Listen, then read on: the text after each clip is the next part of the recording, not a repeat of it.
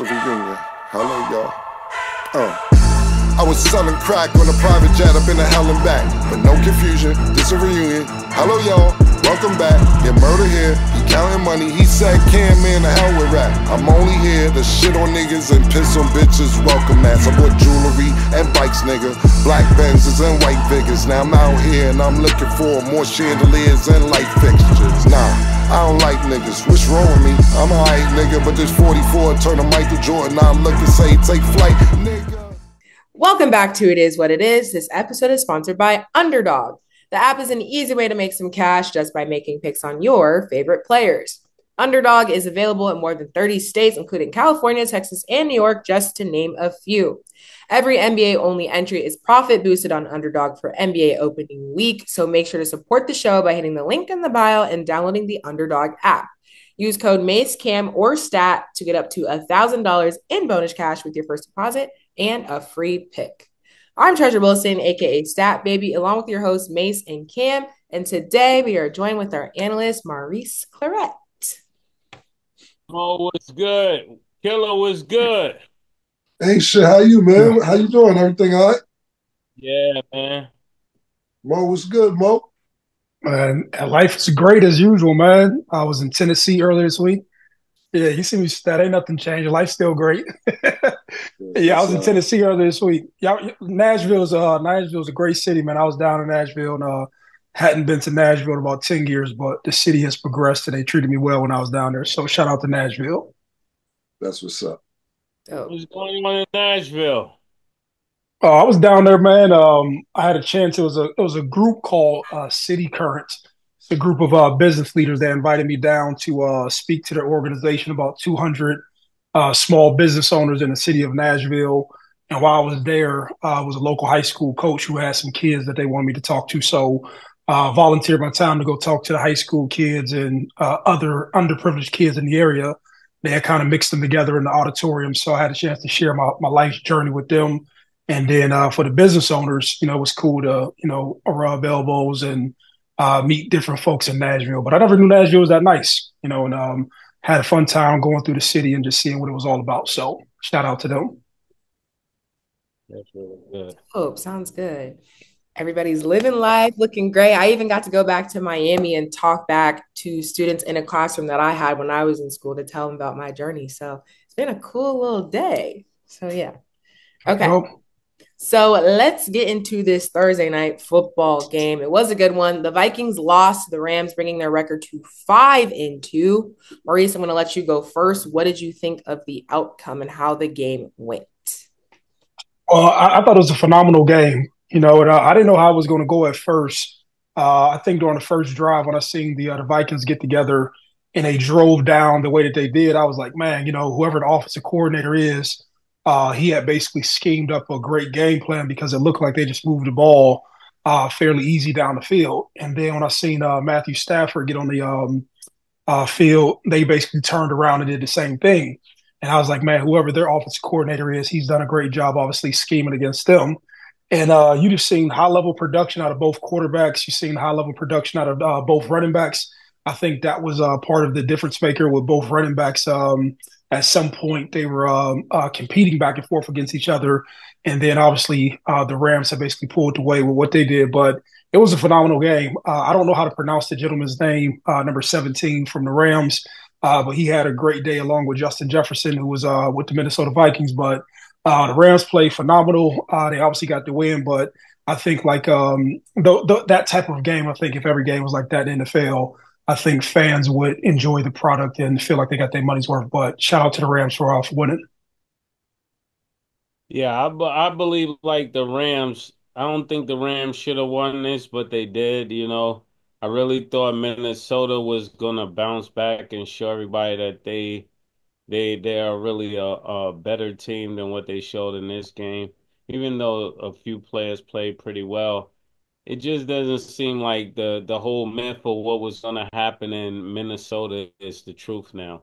It brings me right back to like what Killer says. You want the attention, then the attention get on you, and then you start fading when people start coming to play you like one of those teams.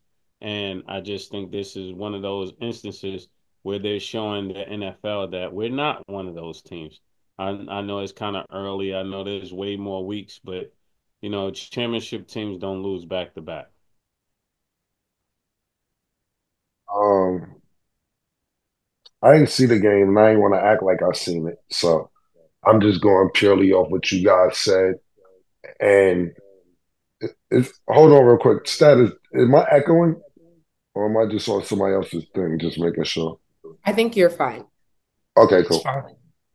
All right, now I hear the echo. Let me start. Three, The two, camera's one. shaking. The camera's shaking though. Yeah, I'm on the selfie stick and all that. Man. Like, Oh, pause.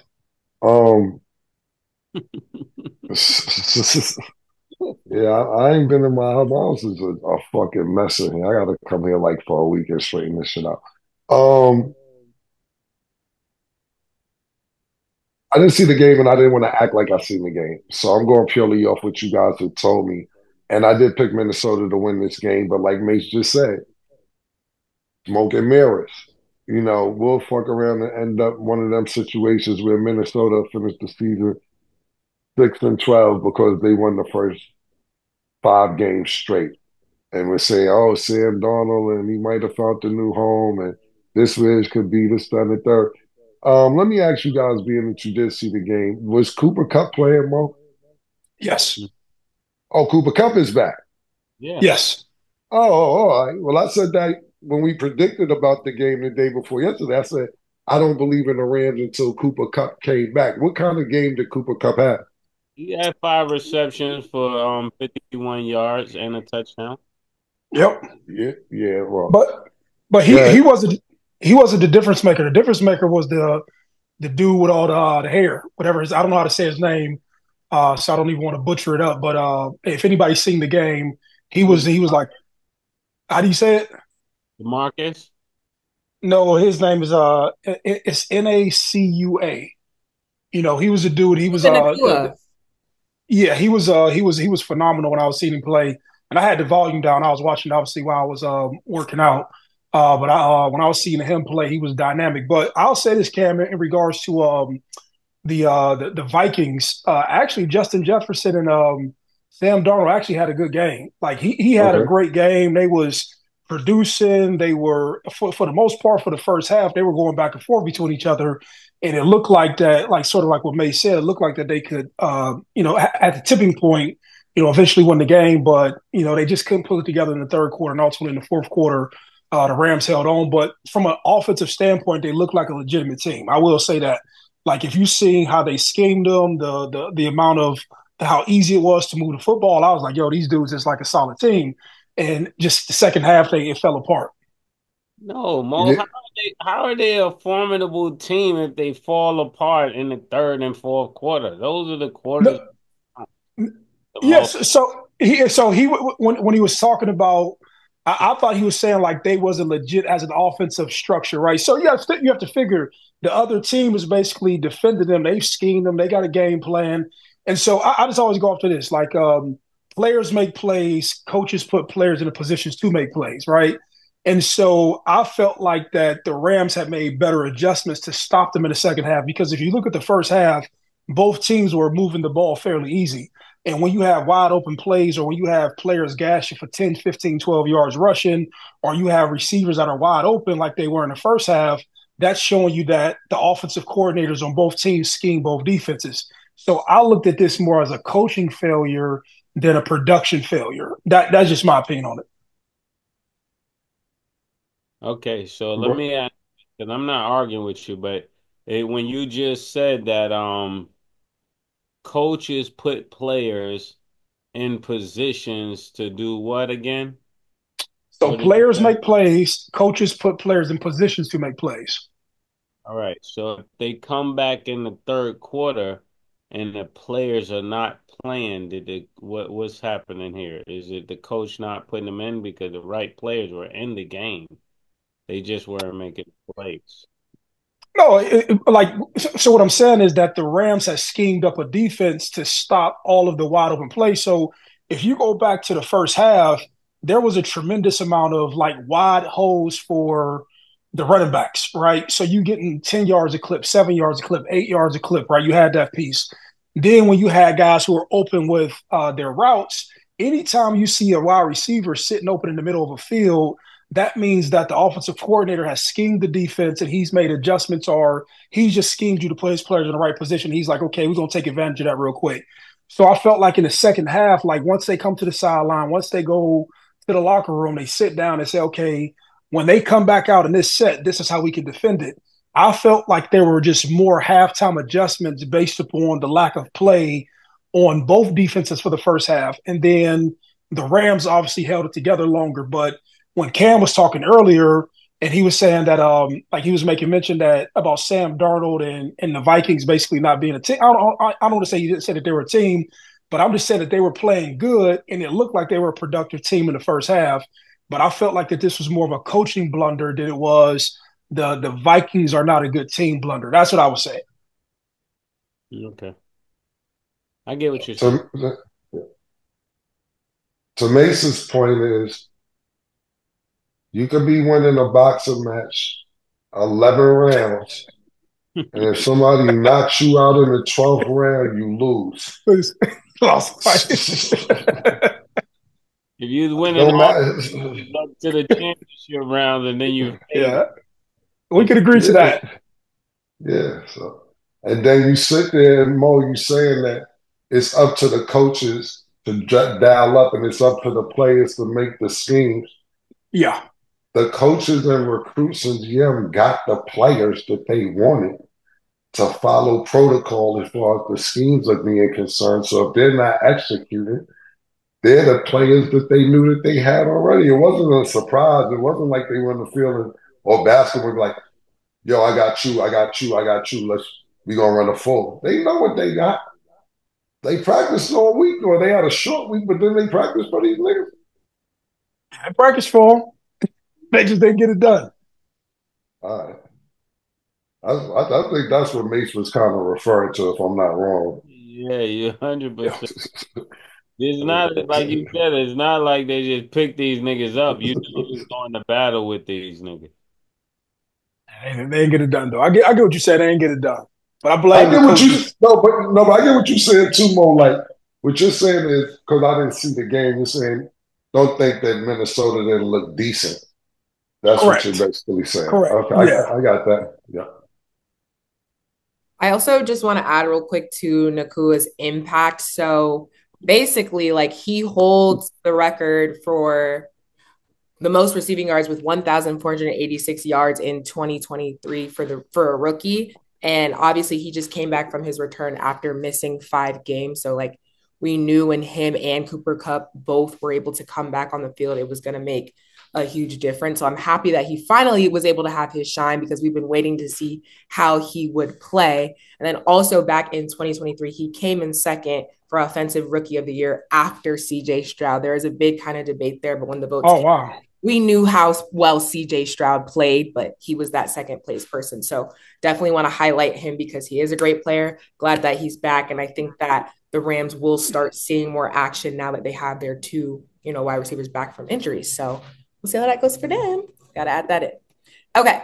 So now we got to talk about the Cowboys. We know they have a 3-3 start, but Jerry Jones actually publicly called out McCarthy and said, we're designing bad plays or we're designing bad concepts, basically talking about his coaching. So Maurice, what do you think about him making those remarks to the public? I think Jerry spends a lot of time on social media and in the media in general. I think everybody knows that. But I think that he probably got tired of people blaming him or always talking shit about him. And so he's like, man, hey, I'm not about to be the only one getting beat up in the news or in the media. So I'm about to redirect this energy towards my coach. And so he also knows that the coach can't say anything back to him. So it's kind of like a bully move, you know what I'm saying? Where he puts the blame on the coach and puts the pressure on the coach to do what he's going to do.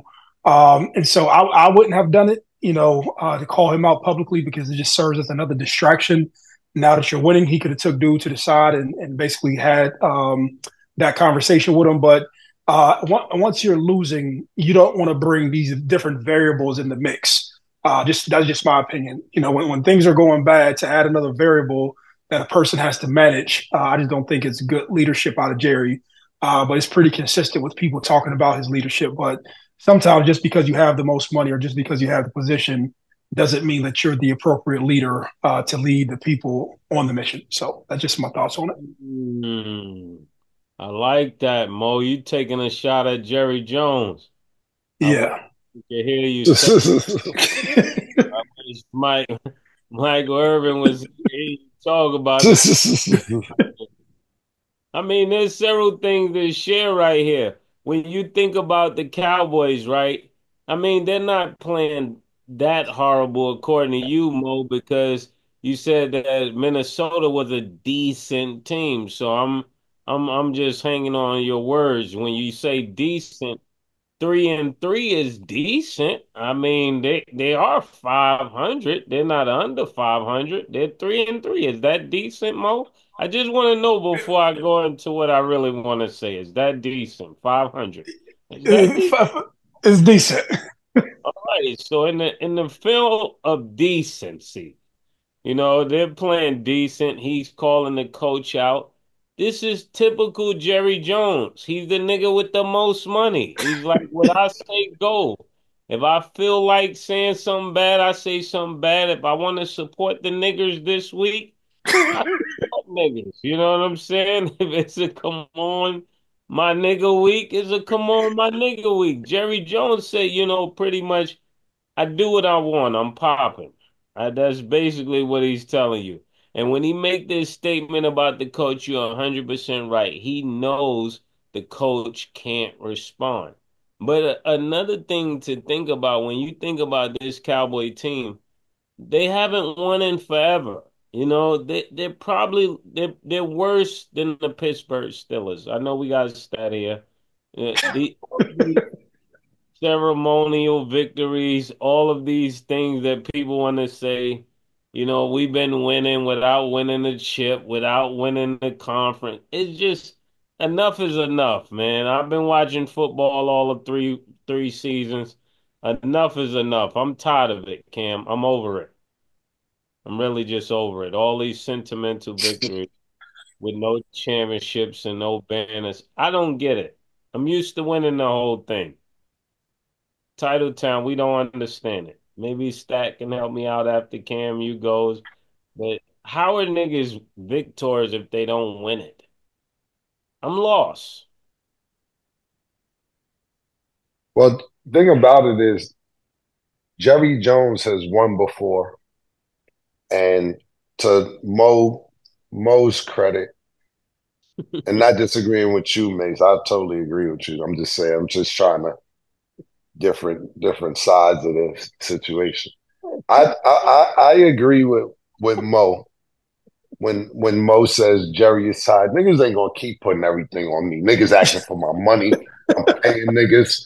Niggas want 60 million a year. I'm giving niggas 60 million a year. Motherfucking CD Lamb asking for outrageous numbers. McCartney, they tell me don't fire the nigga. Don't go get Bill Belichick. I keep this nigga instead of going to get Bill. Nah, man. What's up, man? Now I'm every other week I'm gonna start blaming niggas. How about that? The man stay around Ezekiel, whatever his name. Yeah, they want me to bring Zeke back. Yo, listen, this what I'm gonna do. Every other week, I'm gonna start naming niggas.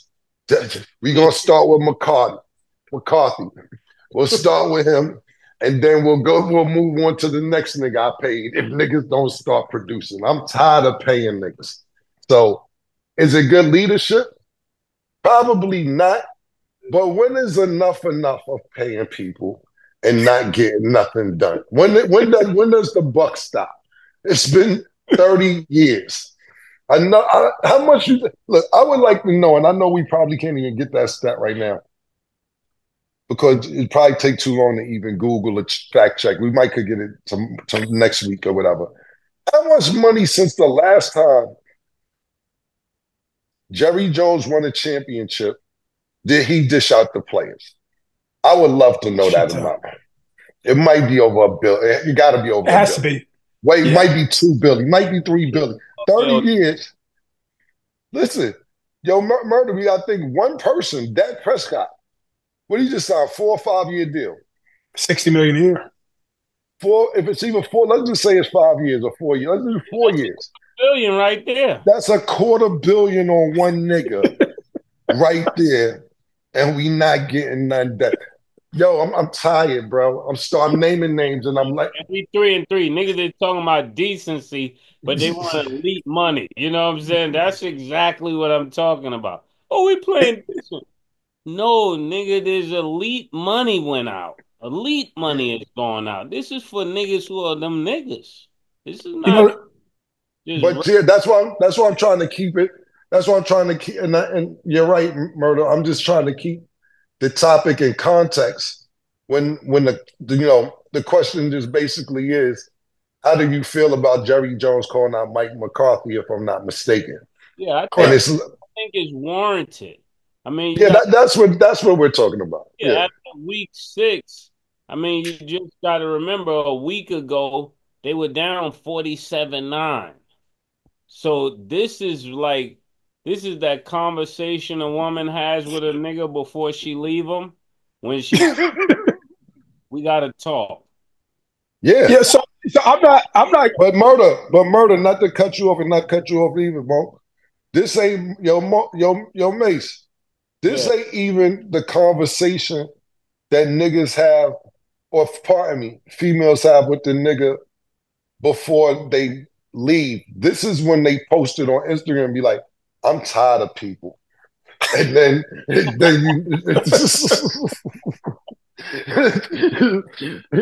nigga that you put it in your story. hell, If niggas gonna keep thinking I'm dealing with all this, I'm not.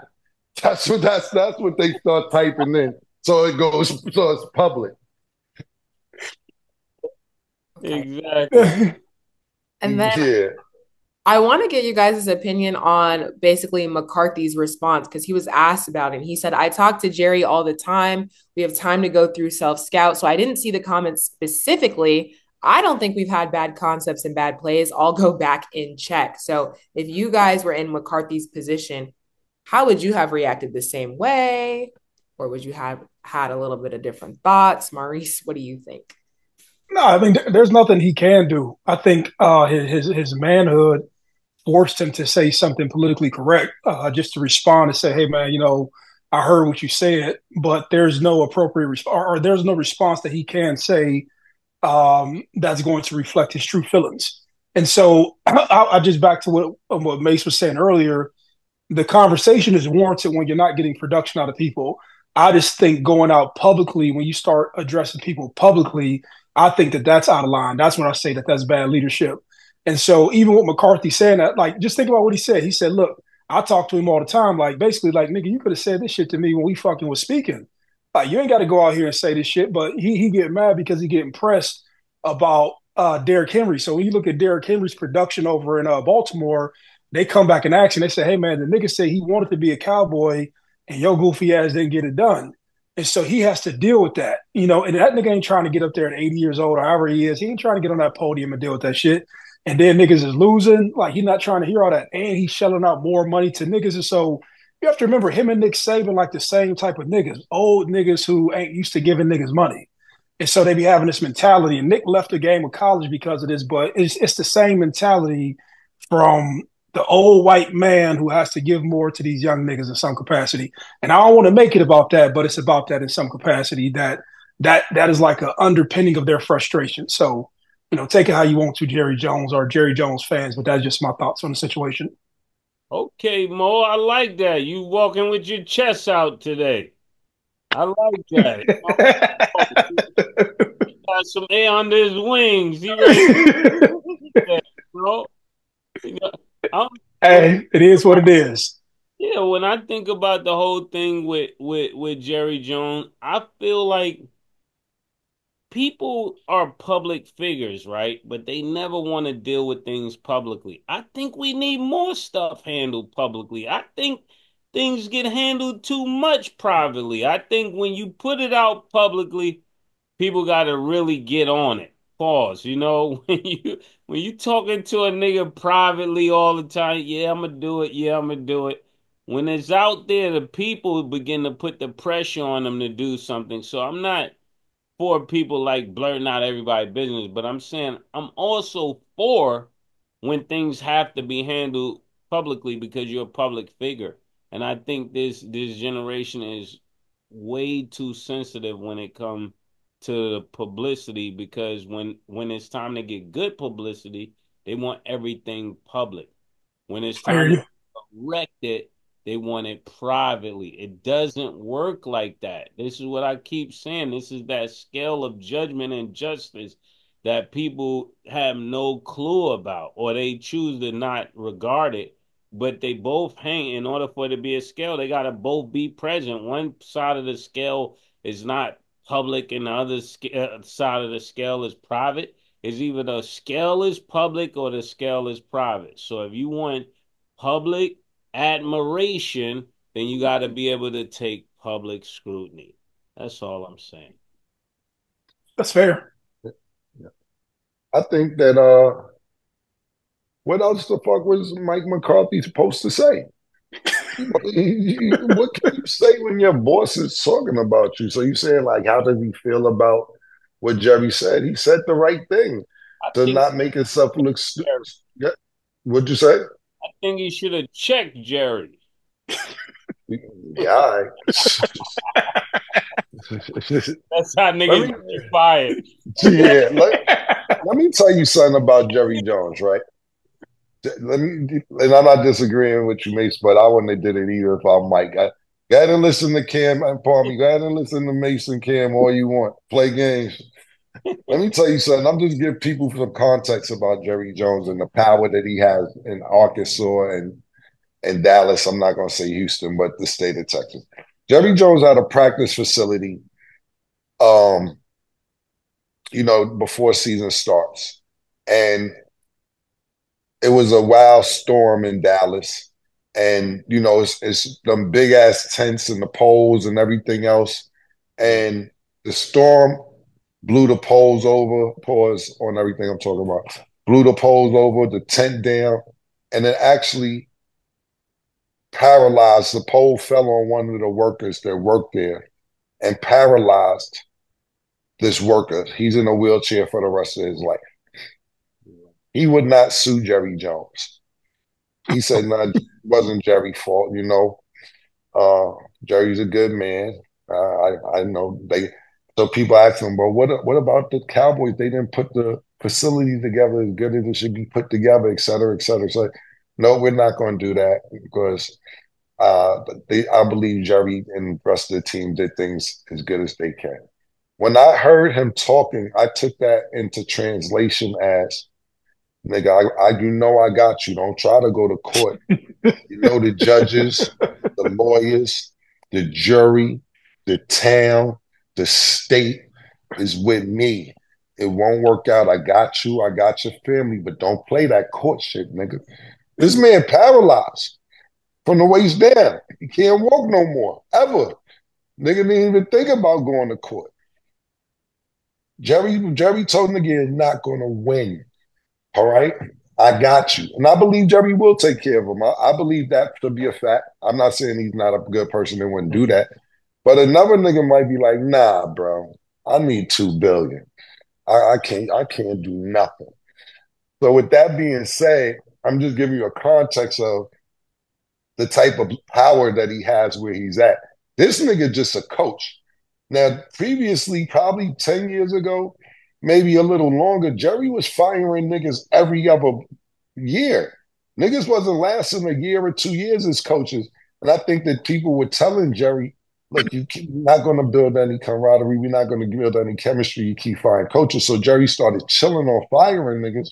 But Jerry will fire niggas. He was firing niggas faster than Trump when Trump was on The Apprentice. He was that type of firing ass nigga. Mike McCarthy said the right thing. Do not listen to us because you'll be up here with us. We got a spot for you. Listen to us. I'm telling you. He got a spot for you, my nigga. But at the end of the day, I don't think Mike McCarthy could have said anything else besides that. But Mase made a great take. I thought his take was absolutely on point as far as calling people out when it gets time to call out. Because you have people who sit there and say, Jerry need to just be quiet. They need to let his son run the team. He's getting too old to do this, getting too old to do that. Jerry like, well, what the fuck? All y'all want me to do is pay niggas and shut up? Nah, I know what to do. I know what to do, and I know where I'm starting at. That's how I took this statement from Jerry Jones. We both What's up? we both from Harlem. Niggas don't give their money out without their corrections. Nobody does. Right, Taking my money, you're gonna listen to what I gotta say. right. It's just that Yeah, it's that simple. you're like, yo, I'm my own man. But I'm taking care of you like you my son. I'm gonna talk to you like you my son, man. I ain't mad at that. Yeah, that's actually a great perspective that I don't think everyone can take in. So, great piece of advice. We'll see what continues to happen. So, let's discuss Saquon Barkley and Derrick Henry because y'all, they have been showing out. Saquon was just 13 rushing yards short of what would have been his career high versus the Giants. He didn't re enter the game because he said he wanted the young guys to eat. And Derrick Henry could very well have a shot at beating the NFL's all-time single season rushing record of 2,105 yards. So just in general, even after hearing those two pieces of information, do you guys think the increase in production from veteran running backs can change how they'll be utilized in the league? Maurice, what do you think? Yeah, I think so. And I think that there's a big revelation that's about to take place with coaches, support staff, and everybody. And so, probably for the last 5, 6, 7, 8 years, you've had a bunch of conversation around player safety and not tackling more and basically not beating your body up throughout the season at practice. And what I really believe has happened, and to Saquon's credit and to Derrick's credit, guys who are a little bit more physical, more old school style runners, I don't think that these defenders have had enough reps tackling people. And so when you look at what happened today with both running backs who played today with the kid for the Rams and the kid for the Vikings, guys were missing tackles. They were running through defensive backs. And you look at Derrick Henry, this nigga like fucking 6'4", 265, running at niggas who ain't used to tackling. He just has an advantage. You take Saquon Barkley, who's more of an aggressive dude, and you put him up against defensive backs, and you get him in a good blocking scheme, and you have that. And so, like anything else, and I wouldn't know this unless I was down back involved inside of Ohio State's program, just seeing like how people study opponents and all of the data and information that goes into it.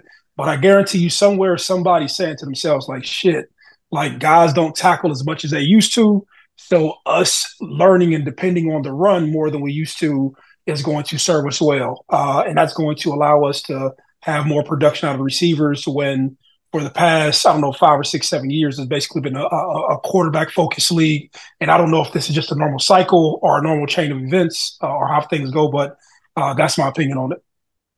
I don't know if it's going to increase the pay of all running backs, but these two have been elite running backs in the league for the last few years, especially Derrick Henry more than Saquon Barkley. If it's a situation to where it leads to a Super Bowl and Derrick Henry may or Saquon Barkley for that case, because Philly is not looking that bad. They're not looking as good as Baltimore is looking. But if it leads into something like a championship or a Super Bowl appearance and they show out, possibly, but I don't see them getting more money because it's some shit going on that I can't put my finger on with running backs, where they're finding a way to say, we're not going to pay them. I don't know if it's a quiet coalition to say, look, we already paying these quarterbacks. We already paying these wide receivers. We already paying these offensive tackles. We're already paying these defensive tackles. We need to make some money for us. And this may be something amongst the owners to where they say, yo, look, you jumped out the fucking window talking to the niggas from the Browns, giving Deshaun Watson all this fucking money, which raised the market value up for all quarterbacks. And now the standard is $60 million a year. And now we have to do that with wide receivers. and the Mhm. offensive tackle and the defensive and then tight ends. And look, we got to save some money somewhere. And it may be the running back position. I don't know any of this for a fact, but I don't see just these two. And it's sad to say, sorry, I'm just giving my opinion, that they're going to change the marketplace for running backs. RPOJ, I know you didn't want to hear that take, but that's exactly how I feel about the situation. Only all them niggas throwing shot at the dead nigga on the. It's just, I ain't throw a shot. No, listen, let's not confuse that because my man and Uncle O, but this nigga OJ last season, bro, it didn't. We wouldn't even be talking about running backs. We'd be talking. He would flip on every quarterback getting paid. Yeah, they paying this nigga shit a load of money, and they paying this nigga, but he won't pay Derrick Henry, and they don't pay Saquon. They don't. He would go off. We wouldn't even be talking about running backs because obviously he was a running back, one of the best ever to do it, and it would drive him crazy. You know what I'm saying? Mo, you're a running back, right? Yep. Yeah. Yeah. So that's what I'm trying to say. I think Mo can answer this better than anybody. And I know you just gave your take, but let me ask you a question before Mace goes. How do you feel about seeing running backs not getting paid their proper just due? And do you think that these two can change the game? I know we've asked that, but just in a shorter answer, yes or no, could these two change the game? First, answer that. And then secondly, how do you feel about them not getting paid? I think these two can definitely change the game. I think you made two different points, right? Right. When you said that these guys are making $30 million now, you're talking about the wide receivers, Justin Jefferson, CeeDee Lamb, and I'm pretty sure Tyreek Hill. Those are the guys who basically reset the receiver market. Then you go over to the quarterbacks and you're paying these guys 40, 50, $60 million, right? That forces the owners to me to go back and say, damn, it wasn't so bad to pay these running backs fucking $8 million. You know what I'm saying? We could have got these niggas for $8 million, and now we've made it a quarterback league. But when the Browns reset the market with Deshaun Watson, it drove up all this other shit. And so then when you go out here and you have running backs who are producing again, you say, fuck, what if we go ahead and pay two or three running backs and we get out of this market where we're paying receivers 30 or 40 million? Because regardless of what it is, I don't care if it's Jerry Jones, I don't care if it's another team owner, you're saying to yourself, like, I'm paying two niggas on offense $100 million. That's a lot of fucking money, bro. You know what I'm saying? For two Mhm. motherfuckers, right? Where you can say, hey, man, like these running backs are giving production. If I can get two of these niggas to get 150 yards, 125 yards, and I can get a quarterback to throw for 300 and spread that money out, maybe that's a thing. But like the question was like, does the increase in production make somebody formulate a different game plan to start using running backs more, knowing that you can get better production against guys who aren't used to tackling? And so I think that these guys' success allows people to look at things different if you're strategizing from an offensive standpoint.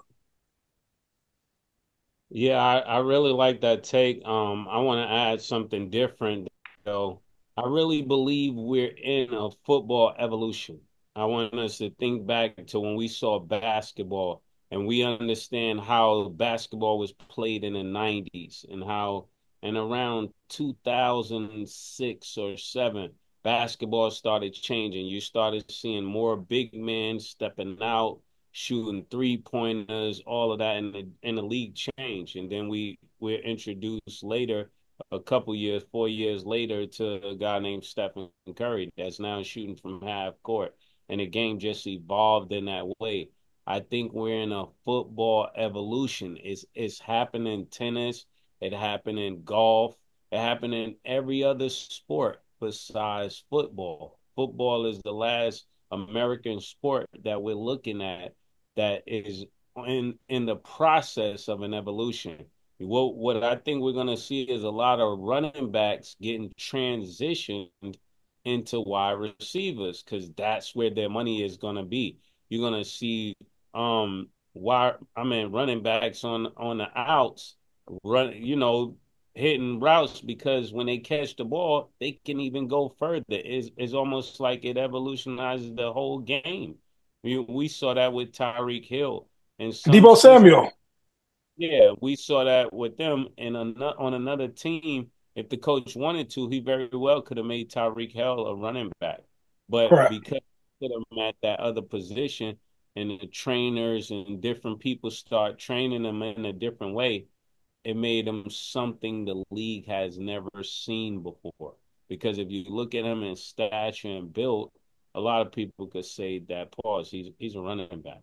But put in the right position with the right training, he's a Hall of Fame wide receiver. And I think that's what's gonna happen more, that these kids are gonna get more of their money from playing wide receiver. And you'll see it happening like in the youth sports. You know, if you're going to watch the high school games and the college games, they're already in that evolution. It just seems like football is trying to hold on to the old way that football has been played. Because I know a lot of times people talk about Cam and I, and they say, "Oh, y'all guys are in the '90s, like you're holding on to the way you saw it back then." But this is how it's going to happen for football too. That is being transitioned into a new style of play, and they'll end up getting their money again. And these guys will transition it if they also get on the bandwagon, like Sin don't want to hear, and put these guys as wide receivers sometime and get more yards. They'll get more money, more yards, bars, and everybody win, and the team will be more explosive. Okay.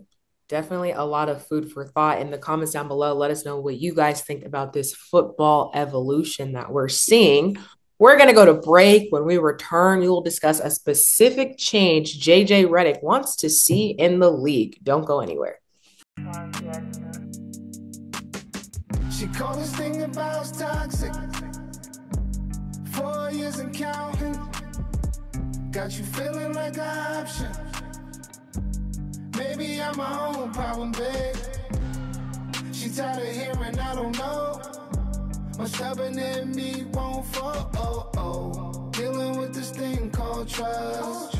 But she really thinking about it. She wanna be free.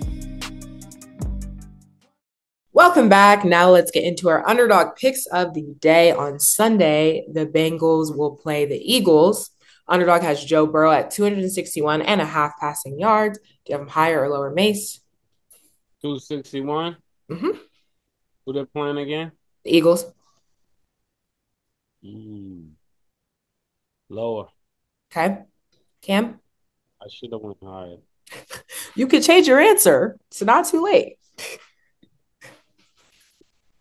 I'm definitely going higher. I think Joe Burrows is having an MVP season, which he won't get MVP, of course, because of their record doesn't reflect that. They're wasting a fucking great season, which Joe Burrows is having. You can blame the rest on special teams and defense and Jamar Chase being late to get his money, but I'm gonna go higher.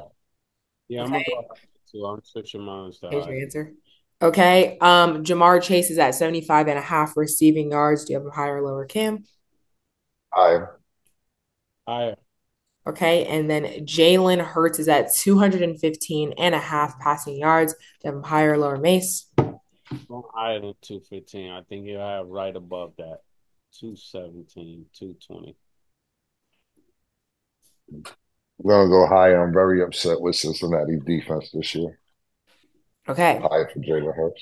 Okay. If you guys like these picks, remember you always get a free pick if you're not already on Underdog. So make sure to support the show. Sign up now and you can make your picks too. So let's discuss JJ Redick.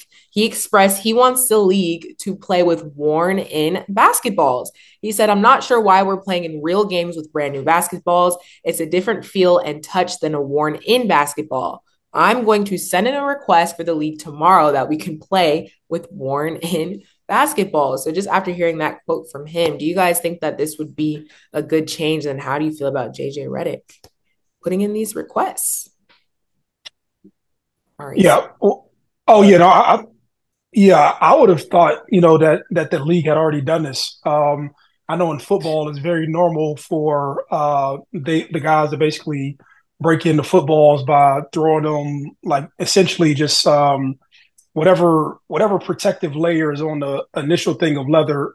That's what basically guys are breaking in to make the ball just pause. This whole conversation sounds crazy. I'll tell you that. Pause the topic. yeah. Yeah. So I thought it would have went on already. If anybody's ever played basketball or football with any brand new ball, you would know that like it's just a different feel in regards to grip and all this other stuff. And so I would have thought that they've done it already. And when I heard it, I was like, it just kind of surprised me. But they do it in football for whatever it's worth. Yeah, when I first heard this question, I was thinking worn in is how close is worn in falls to worn out, because you don't want an old ball actually either. Pause. When you playing basketball, when a new ball is kind of different than a ball that's broken in, pause, but it can't be a worn out ball neither. You know what I'm saying? So I can kind of hear what he's saying, but JJ Redick just got here. JJ Redick can't be making these commands right now. I mean, he's not commander in chief like that yet. He gotta get some stripes. He only got one. What? He got one win. Nigga already talking about making changes. Yo, JJ Redick, you better calm down, J. I like that though. He's coming in with the young Pat Riley, shaking things up, saying what he feels, feeling what he says.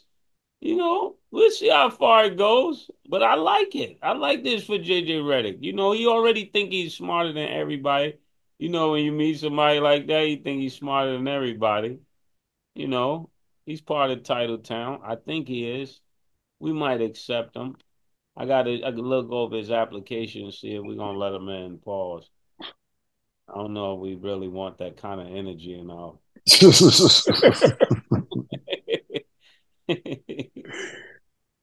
um, I think it's a great request. And Mason brought up a great point too. You don't want the ball to be too worn out, but I think it's a great request because even if you're playing in the gym, a brand like not professionally, a brand new ball is mad slick, it's slippery. I You want to you on big games, nigga, have a brand new ball. right. So I think it's a great request, but reverting back to what you just said, Mace, not from you, JJ. Like JJ, if I'm in the league office, JJ call me that, I'm sending him a voicemail, and I'm leaving him on red. Like, yo, my nigga, go play 10 games and get back to me later. Like, you're not even playing. What you worried about it for? Niggas ain't been complaining. If Braun says something to somebody else who's on the floor, you're not even shooting. You have nothing to do with it, and you won the game. I'm sending JJ the voicemail. You call me with this shit if I'm at the league office or JJ, I'm leaving them on red. JJ, the type of nigga he emails and screenshots his email. Yeah, like, but that don't mean you're not gonna come here acting crazy though. That's what I'm not gonna let you do. You're not gonna come here acting crazy. That's why I said I dig that. I dig what you just said, man. I don't like the energy. All right, Focus. let's pause. Let's go through the scenario. I'm JJ Redick. You're the commissioner. Hey, I sent you my email about the basketballs. I would like us to have some warning basketballs. There's an email or text message. Or this is a call you're calling right now. I'm calling. I have you on the phone. Uh, I'm gonna act like my battery died and turn my phone off. And then look at my man like, fuck wrong with the nigga? Yo, I ain't been answering for the nigga. Yo, my nigga, you ain't about the wrong thing, nigga. You ain't listen, you got Bronny niggas trying to get him in the G League. Y'all had a great game the first game. You need to keep that energy, my nigga. If y'all won the first game with brand new basketballs, I wouldn't be trying to change shit up. I get where he's coming from, though. I like the Great suggestion. point, Killer. That's a great point. It is. Y'all actually won against a team that's better than y'all with the Yeah. brand new balls. Balls. So go with the brand new balls, man. Well, Bounce. yeah. Okay, so now let's talk about this $2 billion Intuit Dome. They've created this thing called the Wall, where it's a Clippers fan wall where the opposing team players go to shoot their free throws while facing Clippers fans. So they're all decked out in gear, they're loud, they're screaming. So Kevin Durant has an 88.4% career free throw percentage and missed two in his first time facing that fan wall. So after hearing that, because this is obviously a new concept, do you guys like it or are you guys against it? How do we feel about this new addition in the dome, Maurice? Yeah, this is just showing you when you got money, niggas can do all type of shit, right? And that nigga Steve Ballmer, he from Microsoft, so I'm pretty sure they got all type of analytics on how you distract niggas and what part of the fucking wall fucks with a nigga retina and depth perception and all type of other shit that I'm being serious. You know, them niggas probably got all type of AI and all type of goofy shit to fuck with a nigga. And ain't no way you about to spend $2 billion, be that smart, have that many resources, and you ain't about to fuck with niggas. And even when he had did the interview on 60 Minutes when he was walking through the stadium, when you heard what he was talking about, he was like, "Man, I'm just bringing niggas here to have a good time, and this shit is a drop in the bucket to me." And I just like that made me realize how broke I was when I was like, "Damn, this nigga just spent $2 billion on a stadium and just for niggas to have a good time because he ain't got shit to do." But that's a whole different conversation. But the nigga was, the nigga's a brainiac. He's smart. You know, he's done well for himself. But I'm pretty sure the technology is so far advanced that the NBA would never understand the amount of distractions he probably put into that wall to distract players from, any level of or to distract players while they're at the free throw line. So, What happened to just paying somebody to come with a little mirror and just shine a light in his eye? You know how much money you could have saved with just a simple flashlight. I remember one time we was playing somewhere. Somebody was in the crowd with like the infrared beam, just waving it. It was like not infrared, but they had it on a little key ring. Laser? Like a a Yeah, little laser. yeah, and they kept going in the guy's face, and he kept missing. And they had security to escort him out. So I'm just thinking, what happened to those things? What happened to people just pulling up their shirt and doing crazy stuff like that? Now niggas is spending millions of dollars on a wall. I'm not sure if I'm ready for the evolution. I'm rethinking the evolution because this is where evolution goes. Niggas start spending millions just to make niggas miss free throws. Ballmer's doing everything in his power to make this Clipper thing a success. Kawhi and them got to work with him. I mean, he's building walls. He's changing logos. Nigga is getting a new gym. Come on, my nigga. What else? He getting up there with Jerry Jones, and he only been there a few years. He already up to Jerry Jones' budget, killer. We gotta Yeah. help Ballmer out, man. Listen, well, first of all, it's a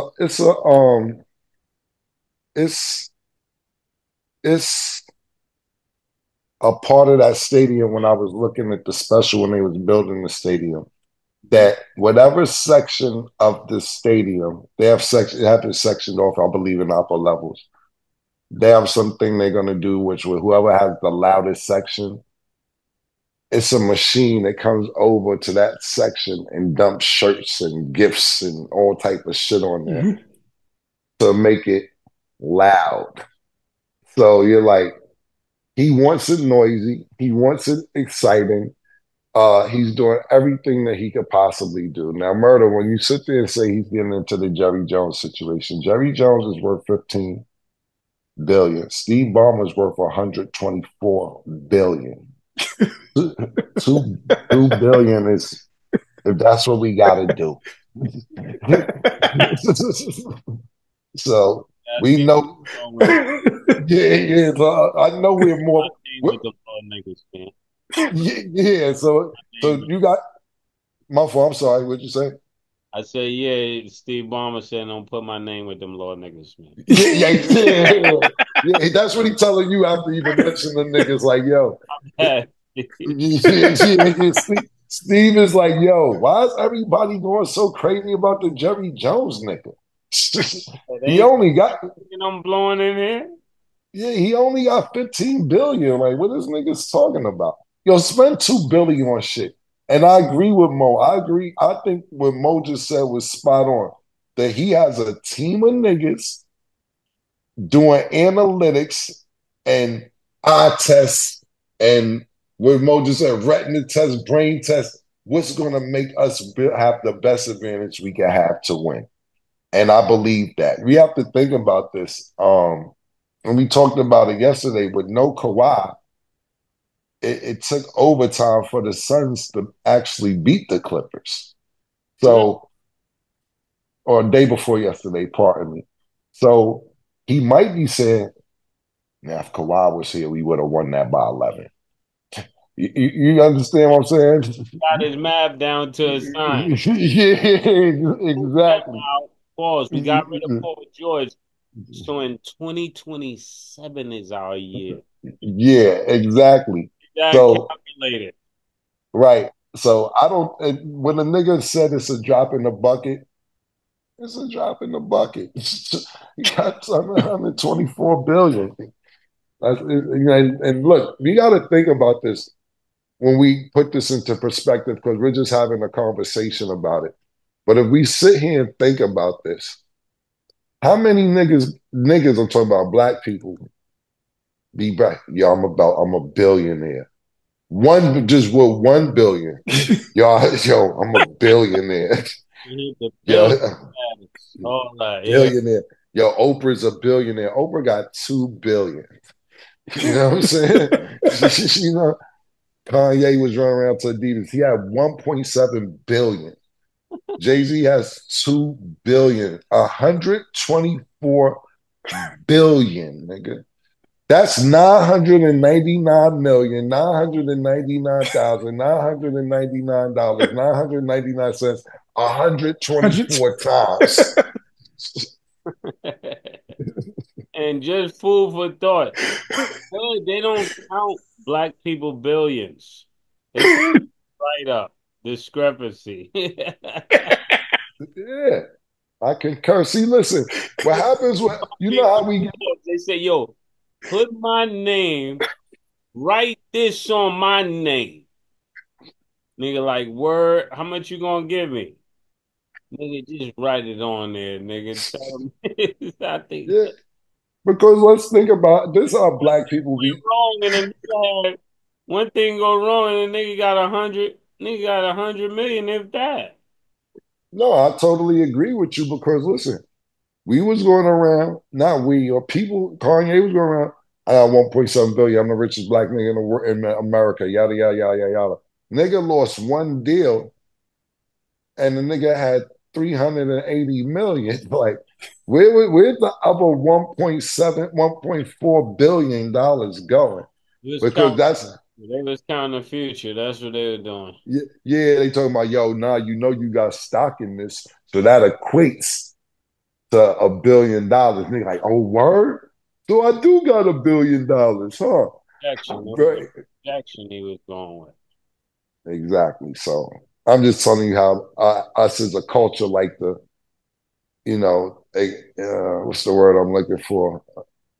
Flex. Overdo it. Yeah, flex, overdo it. Inflate numbers. Yeah, exactly. Inflate numbers. Everything you guys just said was correct. That's our notes. Yeah.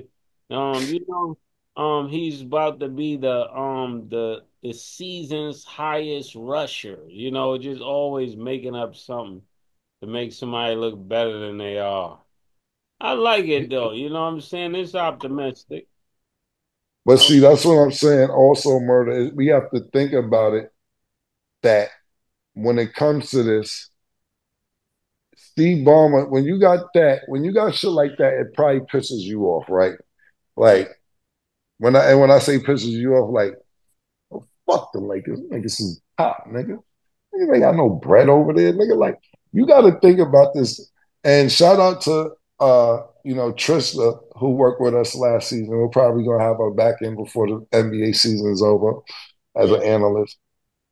She made a great point one time, and she said, "Look, Steve Ballmer's getting it. She said the Lakers are a mom and pop operation. He said that's all that they got is the Lakers. So all the income is coming from the Lakers, to where a lot of these owners have other businesses to say, hey, this is what I do on my off time. When you think about the owner of the Knicks, he's a Wall Street nigga. Yeah. All his money come from Wall Street. So niggas is like playing human video games. Yo, you want to go see the Knicks tonight? See my players? Hey, you own them niggas? Yeah, I own them niggas. Come on, let me take you to go watch. Who you like? You like Cat? You like Cat? All right, come on, bring your kids with you. I own them. You know what I'm saying? It's a human video game with certain niggas. And when you're Steve Ballmer and you're in LA, you like, man, I don't want to be in this bum ass arena cryptocurrency. Nigga, look, man, fuck they doing at the Forum, man. Turn that shit into my shit. Yo, you know what? Build a screen for when niggas are shooting free throws, we distract them. Because it's not against the rules. Yeah. Yo, let's see what we can do. So we got to keep in mind Steve Ballmer is worth a lot of money. A lot. Also, he's moving like. Oh, you got it, Maurice. Oh, I just say he's moving like the Saudi nigga. You know, the boxing nigga. You know what I'm saying? He's doing what he wants. Yeah. Yeah. But I was going to say it makes sense because when you have so much money to spend, they can literally run with the stat, okay, KD missed two of the free throws when he usually doesn't. So why would I divert to anything else when I see that it's working? So, and like you guys were saying, there's literally a stat for everything to push the narrative that you want. So if he sees that working, so be it. Now, will we see it in more stadiums? I don't know. Yeah, niggas ain't got that money stat. Yeah, I was just about to say the same thing, Mo. Niggas ain't got that like that. Ain't worrying about that, yeah. He probably got the patent on it, so he gonna sell it to the other teams. He's a business. Yeah. Like, oh, y'all want the wall? Yeah, and he ain't get that by accident. So, and also my last statement when speaking on this real quick is that I didn't say Microsoft was worth $124 billion. I say Steve Ballmer is worth $124 billion. Crazy. A lot of money. But that is all the time that we have for today. Maurice, thanks for being here. Ooh. Okay, thank you. Thanks, Mo. Yeah, always. See you, Mo.